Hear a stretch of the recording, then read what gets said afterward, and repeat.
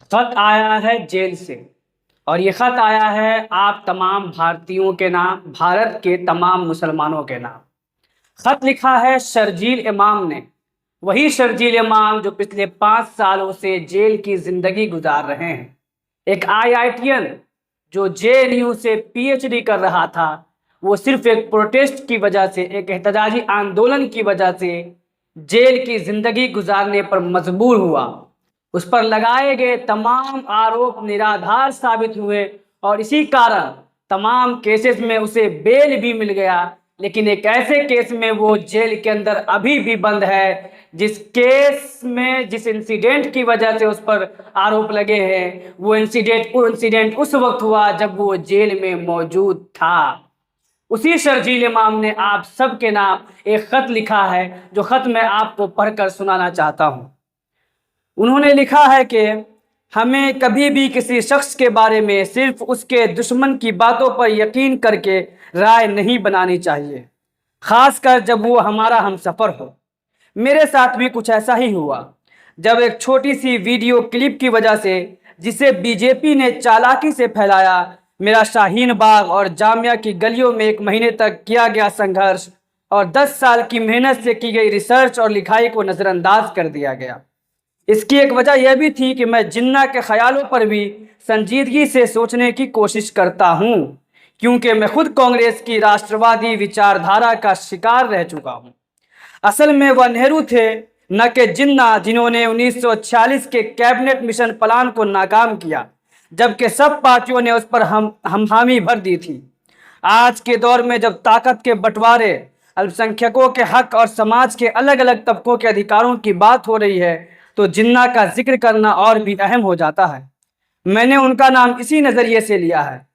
मेरी दरख्वास्त है कि जो पार्थ सारथी गुप्ता ने कही थी कि साउथ एशिया के मुल्कों में आपसी समझ और साथ चलने का रिश्ता बने, उसे ही अमल में लाया जाए।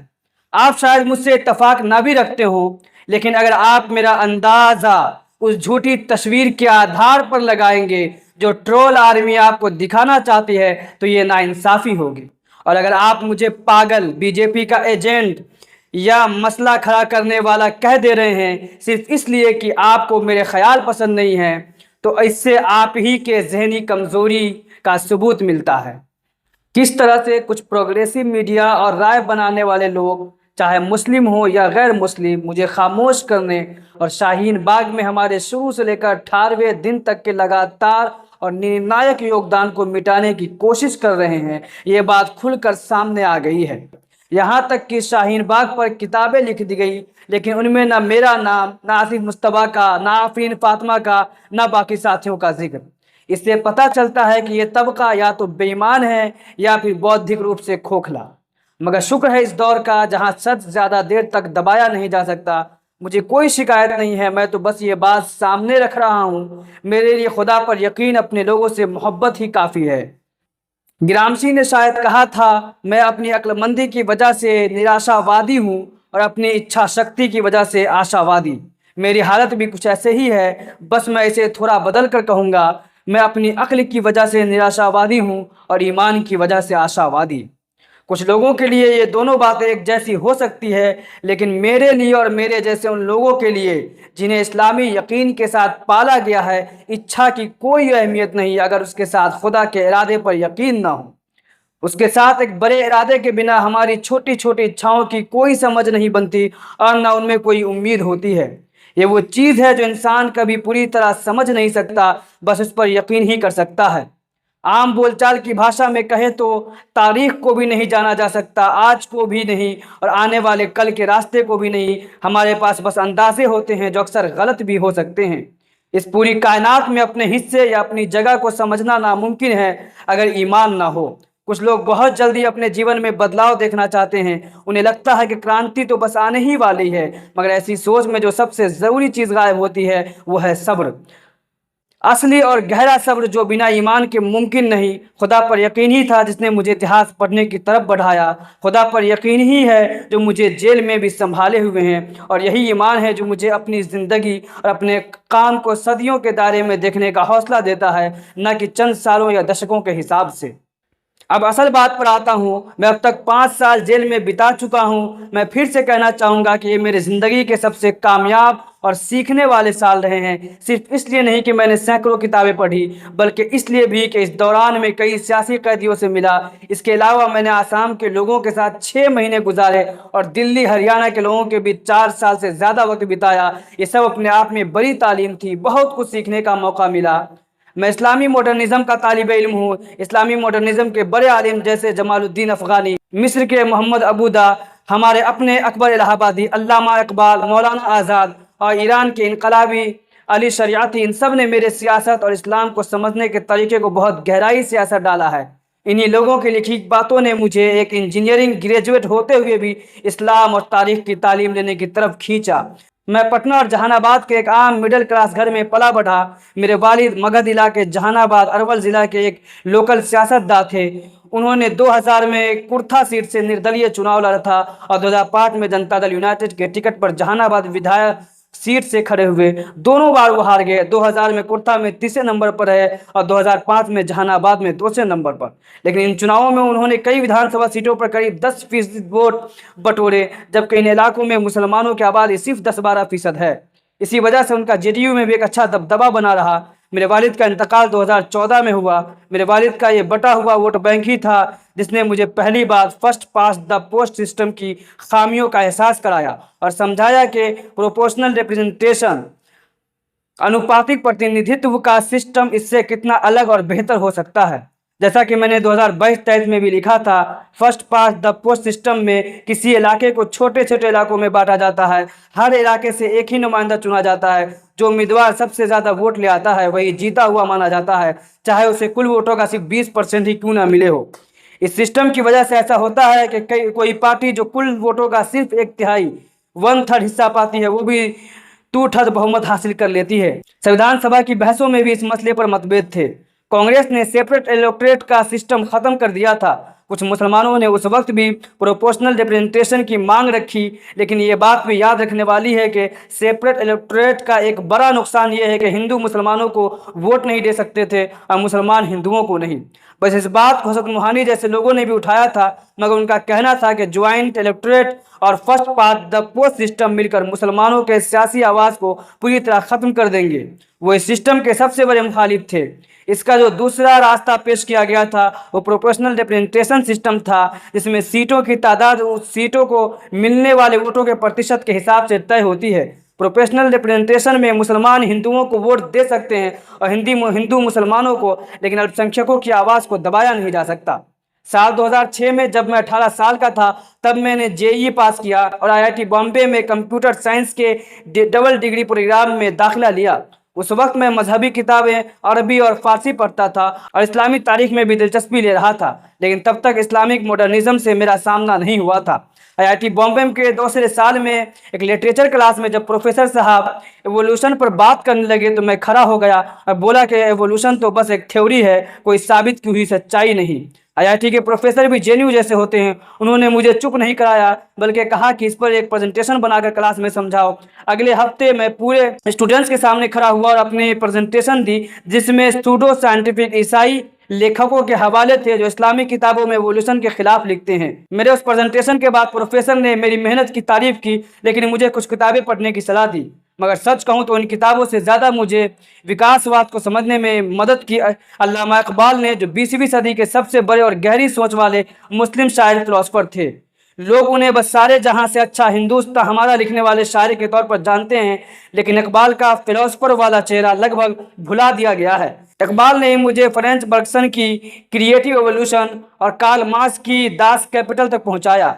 इकबाल इन दोनों से पूरी तरह इत्तेफाक नहीं रखते थे, मगर उनकी इज्जत ज़रूर करते थे। असल बात यह है कि मुझे पूंजीवाद की सच्चाई कार्ल मार्क्स ने नहीं समझाई और एवोल्यूशन की अहमियत डार्विन ने नहीं, बल्कि इकबाल ने समझाई। क्योंकि 20वीं सदी के ज़्यादातर बड़े दिमागों का मटीरियलिस्टिक रवैया एक ऐसे मुस्लिम नौजवान को उलझा देता था जो ईमान और सच की तलाश में है। हालांकि विज्ञान ने 20वीं सदी की शुरुआत में ही यह साबित कर दिया था कि सब कुछ पहले से तय नहीं होता, मगर राजनीति की जबान आज भी न्यूटन के ज़माने जैसी है। यही वजह है कि इकबाल जैसे लोग इस नई वैज्ञानिक हकीकत को समझकर उसे ईमान और कौम की ज़रूरतों से जोड़ पाए। मैं यहाँ जिन बातों का जिक्र कर रहा हूँ वह है 20वीं सदी के विज्ञान के बड़े इनकलाब जैसे रिलेटिविटी और क्वांटम फिजिक्स, जिन्होंने पुराने मटेरियलिस्टिक और यहाँ तक कि ज़्यादातर धार्मिक दलीलों को भी हिला कर रख दिया। अगर कोई मटेरियलिस्टिक और डिटर्मिनिज्म जैसे सोच की सही आलोचना पढ़ना चाहता है तो उसे हैज़नबर्ग की किताब physics and philosophy the revolution in modern science ज़रूर पढ़नी चाहिए। अगर कोई रूहानियत के पहलू को वैज्ञानिक तौर पर समझना चाहे तो श्रीडेंगर की किताब what in life the physical aspect of the living cell और माइंड एंड मैटर ज़रूर पढ़नी चाहिए, जिससे पता चलेगा कि ईसाई फिलोसफर की कॉड ने जैसे नील्स बोहर जैसे वैज्ञानिकों को प्रभावित किया। इसके अलावा दुनिया के सबसे बड़े गणितज्ञों में से एक कुर्ट गोडले की 1940 से 1966 के बीच की चिट्ठियां भी देखनी चाहिए, जिनमें उनका ईसाई और मोनोथेइस्टिक यकीन झलकता है। हाउ वांग का लेख a logical journey from Godel to philosophy इसकी अच्छी झलक देता है। गोडेल का जनरल रिलेटिविटी पर काम और उसकी आदर्शवादी व्याख्याएं भी देखनी चाहिए। Godel meets Einstein time travel in the Godel universe में और अगर इस्लामी नज़रिए से रिलेटिविटी और एवोल्यूशन पर शुरुआती जवाब देखना हो तो इकबाल की reconstruction of religious thought in Islam और उनकी शायरी जावेद नामा और साफ़ी नामा ज़रूर पढ़नी चाहिए। मैं यहाँ जानबूझकर इतने सारे हवाले दे रहा हूँ क्योंकि मैं चाहता हूँ कि लोग मेरी बातों को खुद पढ़े समझे। मेरी बातें ऐसे ही नहीं कही गई है, इनके पीछे साइंस, धर्म और इतिहास का गहरा पढ़ना है। इन सब बातों पर तो बहुत कुछ लिखा जा सकता है, लेकिन फ़िलहाल इतना काफ़ी है। मैं अगली चिट्ठी में और तफसील से लिखूँगा। जब मैं IIT बॉम्बे से ग्रेजुएट करने वाला था तभी मैंने तय कर लिया था कि मुझे आगे फ़लसफ़ा पढ़ना है। 2009 में कोपेनहेगन डेनमार्क में मेरी समर इंटर्नशिप के दौरान मुझे पहली बार पश्चिमी यूनिवर्सिटीज़ और स्कैंडिनेवियन वेलफेयर स्टेटस के मॉडल के बारे में जानने का मौका मिला। इस बारे में मेरी लंबी बातचीत मेरे पसंदीदा प्रोफेसर और masters project guide professor Amitabh Sanyal से भी हुई। उन्होंने मुझे फ़लसफ़ा पढ़ने के लिए खूब हौसला दिया और मुझे एक किताब भी गिफ्ट की, द स्लीप वॉकर्स, जो आर्थर कोएटलेसर ने लिखी है। मैंने अमेरिका की दर्जनों यूनिवर्सिटियों में PhD के लिए अप्लाई किया, लेकिन सभी ने कहा कि पहले मेरे पास फ़लसफ़ा में मास्टर्स डिग्री होनी चाहिए। फिर मैंने तय किया कि मिस्र, इजिप्ट के अल अज़हर यूनिवर्सिटी में जाकर इस्लामी इल्म और अरबी पढ़ूंगा, लेकिन उसी साल 2011 अरब स्प्रिंग शुरू हो गया, जिसकी वजह से यह प्लान रुक गया। इसलिए मैंने बेंगलोर में मिली कॉरपोरेट नौकरी ज्वाइन कर ली और 2011 में जॉब शुरू कर दी, पर साथ साथ फ़लसफ़ा और इस्लामी इल्म की पढ़ाई भी जारी रखी। 2012 में मैंने JNU के MPhil PhD फ़लसफ़ा एंट्रेंस एग्ज़ाम में हिस्सा लिया, लिखित परीक्षा पास कर ली, इंटरव्यू वाह देने गया, लेकिन मेरे पास कोई रिसर्च प्रपोजल नहीं था। फैकल्टी ने मेरी कोशिश की तारीफ की पर कहा कि अगले साल एक रिसर्च प्रपोजल के साथ आना। इसी साल यानी 2012-13 में मेरे सोचने का ढंग बदला और मैं फ़लसफ़े से हटकर पूरी तरह इतिहास की तरफ मुड़ गया। मेरे दिमाग में हमेशा ये कशमकश रही थी क्योंकि मेरा बैकग्राउंड साइंस का था। 20वीं सदी की फ़िज़िक्स तो वैसे भी फ़लसफ़ी और मजहबी बहसों का अड्डा बन चुकी थी, लेकिन मुझ जैसे शख्स के लिए जो एक ऐसी कौम से आता है जो तकसीम और बहुसंख्यक राजनीति व हिंसा का शिकार रही है और जो एक ऐसे सियासतदान का बेटा है जिसने ज़िंदगी ऐसी ताकतों के खिलाफ गुजारी, साउथ एशिया का इतिहास और उसमें छिपी दरारें तो बचपन से मेरी ज़िंदगी का हिस्सा थी। मैंने 2011 में जर्मन भाषा सीखना भी शुरू कर दी थी। 2013 तक मैं 20वीं सदी के जर्मनी और फासीवाद के इतिहास में गहराई तक डूब चुका था। शायद इसी ने मेरी सोच का पलड़ा इतिहास की तरफ झुका दिया। मुझे एहसास हुआ कि वो सारे सवाल, चाहे वो समाजी हो या फ़लसफ़ी, जिसके जवाब में ढूंढ रहा हूँ, और इंसानी वजूद का मतलब, सोशल जस्टिस, भारत में जातिवाद, नेशनलिज्म का उभार, बहुसंख्यकवाद, तकसीम अल्पसंख्यकों के हक के, ये सब सवाल असल में तारीख़ इतिहास से जुड़े हुए हैं। इसलिए 2013 में मैंने MPhil फ़लसफ़ा में दाखिला नहीं लिया बल्कि MA मॉडर्न हिस्ट्री में जाना चुना। मैंने JNU का एंट्रेंस एग्ज़ाम पास किया और अपनी कॉरपोरेट नौकरी छोड़ दी। JNU में पढ़ाई के साथ साथ मैंने एक पार्ट टाइम नौकरी पकड़ ली जिसमें मुझे हर महीने 25,000 रुपये मिलती थी, जबकि मेरी पुरानी कॉरपोरेट जॉब इससे कई गुना ज़्यादा पैसे देती थी। लेकिन पहले सेमेस्टर के बाद मेरी ज़िंदगी में बड़ी मुसीबत आई। जनवरी 2014 में मेरे वालिद के पेट कैंसर का पता चला। मेरा दूसरा और तीसरा semester Rajiv Gandhi cancer institute के अस्पताल में भी था। मैंने अपने वालिद से पूछा कि क्या मुझे जेएनयू छोड़कर वापस नौकरी करनी चाहिए ताकि पैसों की दिक्कत ना हो, मगर उन्होंने मना कर दिया। बोले तुम्हारे पैसे मुझे नहीं बचा सकते। उस वक्त मेरे मामू ने हर खर्चा उठाया। मेरे वालिद की कमाई सिर्फ इतनी थी कि हमारा घर चल सके। उन्होंने कभी पैसे बचाए नहीं। उनका सारा पैसा घर चलाने और लोगों की मदद में लग जाता था, चाहे वो कितने ही असरदार आदमी क्यों न रहे हो। उनकी मौत के बाद उनके नाम बस 2 गाड़ियाँ, 2 बंदूकें और एक छोटी सी दुकान थी। यहाँ तक कि कोई घर भी नहीं था। अगर मेरे मामू मदद न करते तो मुझे मजबूरी में पढ़ाई छोड़कर नौकरी करनी पड़ती। मैं ज़िंदगी भर उनका ये एहसान नहीं भुला सकता। अब मेरे मामू रिटायर हो चुके हैं। वो बिहार सरकार में इंजीनियर थे। मेरी अम्मी ने हमेशा मेरे अब्बू के साथ सब्र और कुर्बानी से ज़िंदगी गुजारी थी।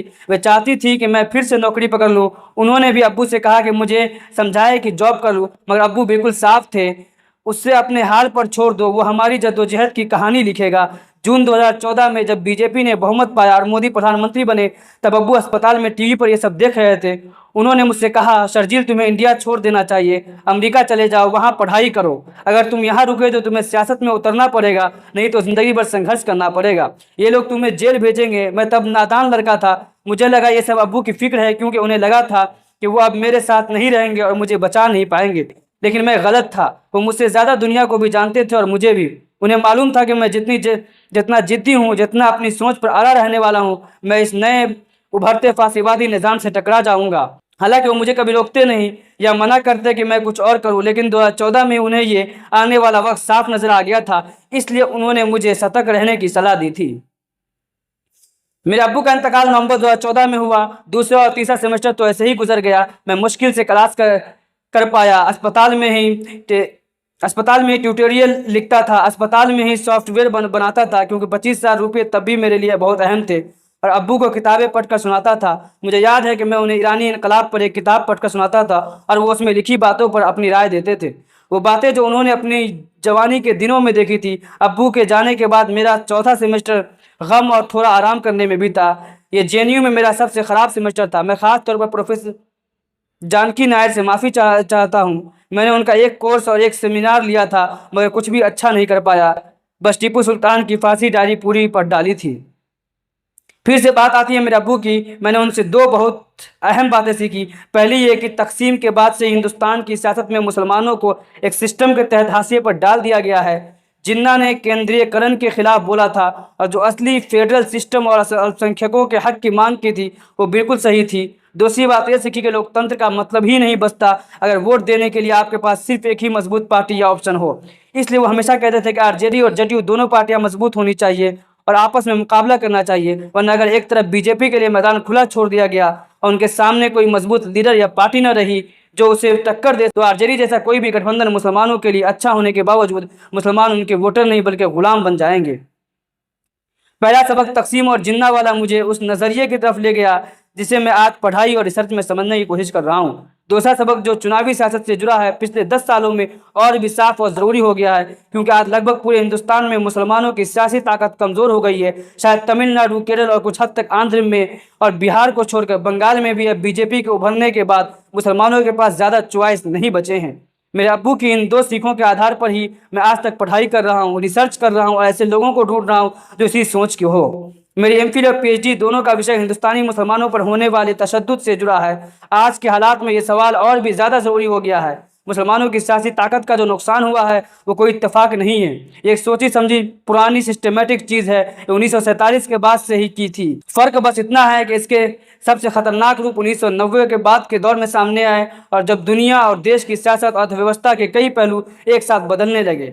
बराबरी और सेकुलरिज्म की बातें सिर्फ जुबानी कह देने से कुछ नहीं होगा और हर बात को सिर्फ क्लास यानी वर्ग की बहस में बदल देना भी गलत है।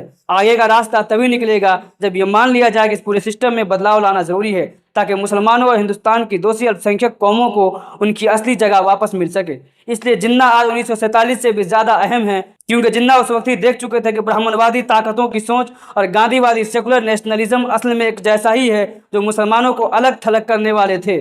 जिन्ना और इकबाल दोनों मानते थे कि ये गांधीवादी सोच भी ब्राह्मणवादी नवजागरण जैसी ही है, जो अपनी बनाई हुई कौमी तारीख पर यकीन करती है, केंद्रीकरण चाहती है और बहुसंख्यकवाद को बढ़ावा देती है। और इसके पीछे बड़े पूंजीपतियों की भी मदद थी। जिन्ना की सियासी सोच में जो एक कमी दिखती है ये है कि उन्होंने मुसलमानों में जाति के मसले पर खामोशी रखी, शायद इसलिए कि उस वक्त देश आज़ाद होने वाला था और कांग्रेस के जरिए हिंदू बहुसंख्यक ताकतें इकट्ठा हो रही थी। तो उस वक्त सबसे ज़रूरी काम था मुसलमानों को एक करना, ताकि केंद्रीकरण और बहुसंख्यकवाद का मुकाबला हो सके। इसलिए उन्होंने उस मसले को तब के लिए टाल दिया। जो बात जिन्ना ने उस वक्त सिर्फ अंदाजे से कही थी वो आज हकीकत बन चुकी है। जिन्ना के लिए कांग्रेस का सेकुलरिज्म, धर्मनिरपेक्षता असल में एक ऐसा हथियार था जिससे मुसलमानों और दूसरे कौमों को सियासत से बाहर रखा जा सके। याद करो जिन्ना का ये कहना कि डेमोक्रेसी, लोकतंत्र किसी एक कौम को यह हक नहीं देता कि वो वोट के जरिए दूसरे कौम पर हुकूमत करे। जिन्ना के बारे में मशहूर इतिहासकार जोया चटर्जी ने अपनी किताब शैडोज एट नून के पेज नंबर 67 पर लिखा है कि 1906 से लेकर अपनी मौत तक जिन्ना हमेशा एक लिबरल संवैधानिक नेता रहे जिनमें समझौता करने की बड़ी काबिलियत थी। 1930-40 के दशक में जो बदला वो जिन्ना नहीं थे बल्कि कांग्रेस थी, जिसकी लीडरशिप अब ये मानने लगी थी कि वही पूरे देश की अकेली नुमाइंदा है। कांग्रेस को अब उन लोगों से समझौता करने की जरूरत महसूस नहीं होती थी जो इस दावे को नहीं मानते थे। कांग्रेस की ये सोच इतनी हावी हो गई थी कि जिन्ना जैसे लोग भी अलग हो गए, जो मानते थे कि हिंदुस्तान जैसे मुल्क में अल्पसंख्यकों के लिए कानूनी सिक्योरिटी सुरक्षा जरूरी है और इंडियन के अलावा भी कई पहचाने हैं जिन्हें जगह और इज्जत मिलनी चाहिए। आखिरकार ये मुमकिन नहीं रहा कि जिन्ना जैसे समझौता वार्ता पसंद नेता भी उस पार्टी कांग्रेस से कोई समझौता कर पाते तो झुकने को तैयार ही नहीं थी। या फिर इकबाल का वो मशहूर प्रेसिडेंशियल खिताब पढ़ लो जो उन्होंने 1932 में ऑल इंडिया मुस्लिम कॉन्फ्रेंस में दिया था। उन्होंने कहा था, कांग्रेस के नेता दावा करते हैं कि वही पूरे हिंदुस्तान के अकेले नुमाइंदे हैं, लेकिन आखिरी राउंड टेबल कॉन्फ्रेंस ने साफ कर दिखाया कि यह दावा गलत है। कांग्रेस को यह बात बुरी लगी, इसलिए उन्होंने ये मुहिम शुरू कर दी ताकि वे किसी भी ऐसे समझौते को नाकाम कर दे जो नए संविधान में जगह पा सकता है। कांग्रेस चाहती थी कि सरकार सिर्फ उससे अल्पसंख्यकों का मसला सुलझाए। जब सरकार ने गांधी जी के पूरे देश का अकेला नुमाइंदा मानने से इनकार कर दिया तो कांग्रेस ने सिविल डिसोबिडियंस शुरू कर दी। ऐसे में भला कोई अल्पसंख्यक इस मुहिम में कैसे शामिल हो सकता है जो सरकार के खिलाफ कम और अल्पसंख्यकों के खिलाफ ज्यादा थी। 1946 के चुनावों ने दिखा दिया कि ब्रिटिश हिंदुस्तान के ज़्यादातर मुस्लिम वोटर भी यही महसूस करते थे। मुस्लिम लीग ने 75% वोट और 87% विधानसभा सीटें जीती। जो बाद में ये कहा गया कि यह बस अमीरों की पार्टी थी, यह हकीकत नहीं है। उस वक्त 35% से ज़्यादा मर्द वोटर रजिस्टर्ड थे और सिर्फ 6 से 7% और थे, जिससे कुल वोटर रजिस्ट्रेशन 20% के थोड़ा ऊपर पहुंचे। मुस्लिम लीग को बंगाल के किसानों और मद्रास बॉम्बे के मिडिल क्लास मुसलमानों का भी जबरदस्त साथ मिला। IIT JNU और अब तिहाड़ में भी मेरी पढ़ाई का दूसरा पहलू हमेशा ये रहा है, जैसा कि मैंने पहले भी कहा, कि मैं इस्लाम में मॉडर्निज्म के अलग अलग धागों को समझ सकूं। ये मॉडर्निज्म एक तरह से दो चीज़ों का जवाब थी, पहले मुसलमानों की सियासी ताकत खो जाने का और दूसरी मॉडर्न साइंस की ज़बरदस्त ताकत का। जेल आने से पहले मैं फंडामेंटलिज्म पर लिख चुका था, लेकिन तिहाड़ में इस पर और गहराई से सोचने का मौका मिला, खास तौर पर इस बारे में कि मॉडर्निज्म के खिलाफ जो रोग जैसी या मार्जियाती प्रतिक्रिया है उसे कैसे समझा जाए। सिर्फ मॉडर्न तालीम से नहीं बल्कि मुसलमान अवाम की सियासी ताकत से ही ये फंडामेंटलिज्म और जमहूरियत के खिलाफ यह रुझान रोका जा सकता है। दोनों चीज़ें एक साथ ज़रूरी है। इस्लामी दुनिया के जो हिस्से बादशाही या तानाशाही हुकूमतों के कब्जे में हैं, खासकर वो जो पश्चिमी साम्राज्यवाद के साथ खड़े हैं, वो हमेशा इस्लाम की ऐसी तफसीर को बढ़ावा देंगे जो जमहूरियत विरोधी, फ़िरका परस्त और इनकलाब विरोधी हो। इन ताकतों का मुकाबला सिर्फ एक ऐसे इस्लाम से हो सकता है जो जमहूरी, सबको साथ लेकर चलने वाला और इनकलाबी हो, जैसा कि इकबाल और अली शरीयती जैसे जदीद मुफक्किरों ने बताया। ये दोनों, इकबाल साउथ एशिया में और अली शरीयती ईरान में, मुसलमानों के सबसे जमहूरी आवाज़ रहे हैं। अकबर इलाहाबादी ने उस दौर को देखा जब ब्रिटिश साम्राज्यवाद अपनी बुलंदी पर था। उनके पास ऐसा कुछ नहीं था जो अंग्रेज़ हुकूमत की साइंस और सियासत की कामयाबी के मुकाबले दिखा सके। वो अलीगढ़ के खिलाफ थे क्योंकि वहाँ लोग अंग्रेज़ों की नकल करते थे, लेकिन वो उलमा पर भी नाराज़ थे क्योंकि वो अपनी सोच को मॉडर्निज्म और मॉडर्न थॉट के लिए खोलने को तैयार नहीं थे। कुरान बार बार इंसान को तजुर्बे, कुदरत के निज़ाम पर गौर करने और सोच विचार के लिए कहता है, यहाँ तक कि कुदरत का गौर करना कुरानी सोच में एक इबादत की तरह है। मगर फिर भी उलमा ने मॉडर्न साइंस की अहमियत को समझने में गलती की।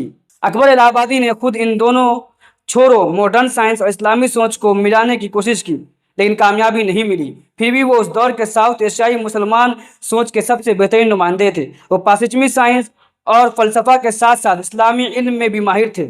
उनके अंदर ईमान था, लेकिन शायद उस ब्रेक थ्रू से एक कदम दूर रह गए। असल ब्रेक थ्रू अगली नस्ल के साथ आया जब इस्लाम और मॉडर्निज्म का मेल ज़्यादा गहरा हुआ। साथ ही साइंस, खासकर फिजिक्स में जो बड़े बदलाव आए, उनसे इकबाल जैसे लोग उभरे जो आज़ादी से मटेरियलिज्म की आलोचना कर सके, क्योंकि न्यूटन की फिजिक्स अब टूट रही थी। इकबाल ने उलमा की भी आलोचना की जो गलत और सदिक तारीखी बातों को पवित्र मानते थे, जिनकी वजह से फिरका परस्त झगड़ों में फंसे रहते थे, जबकि कुरान की असल बात तौहीद और इस्लामी उम्मत की बुनियाद को भूल गए थे। इकबाल का मानना था कि अगर मुसलमानों की लीडरशिप जमहूरी होगी तो वो ऐसे इदारे बना पाएंगे जो इस्लामी उम्मत के नए दौर की शुरुआत करेंगे।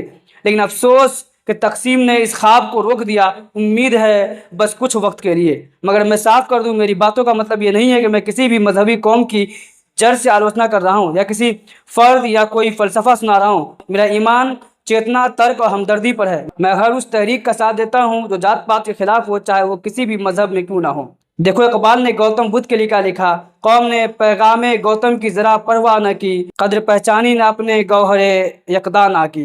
इस कौम ने बौद्ध के पैगाम को कोई अहमियत नहीं दी, इन अनमोल मोती की कीमत नहीं समझी। या फिर गुरु नानक के बारे में उन्होंने क्या लिखा। फिर उठी तौहीद की सदा पंजाब से, हिंद को एक मर्द कामिल ने जगाया ख्वाब से। पंजाब से फिर एक बार तौहीद की आवाज़ उठी, एक पाक दिल इंसान ने हिंद को उसकी नींद से जगाया। मैं फिर कहता हूँ, मैं किसी मजहब या कौम को किसी खास विशेषता के आधार पर परिभाषित करना नहीं चाहता और ना ही किसी इंसान पर फैसला सुनाता हूँ। मैं सिर्फ नज़रियाती बात करता हूँ। इकबाल की वो नाजुक बात मुझे भी सही लगती है। एक जागा हुआ काफिर दिल उस दीनी आदमी से बेहतर है जो हरम में सो रहा है।